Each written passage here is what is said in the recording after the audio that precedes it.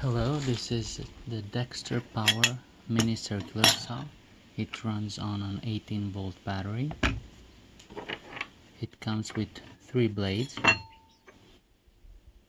a thin metal and aluminum cutting blade, a tile diamond disc, and a regular wood carbide tipped disc. As I said, it runs on an 18-volt battery. It's pretty small, it's very light. It doesn't have a lot of power, but it is appropriate for small, fast jobs.